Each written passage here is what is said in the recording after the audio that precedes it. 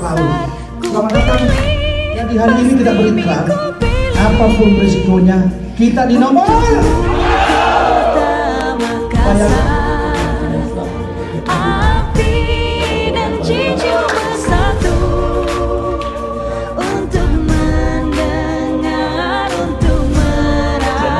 Nomor berapa?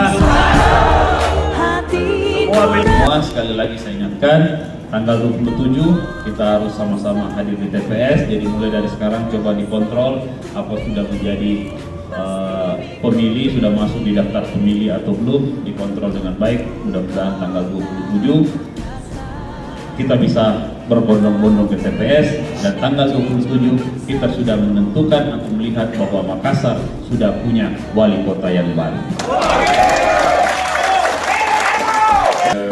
Secara simbolis yaitu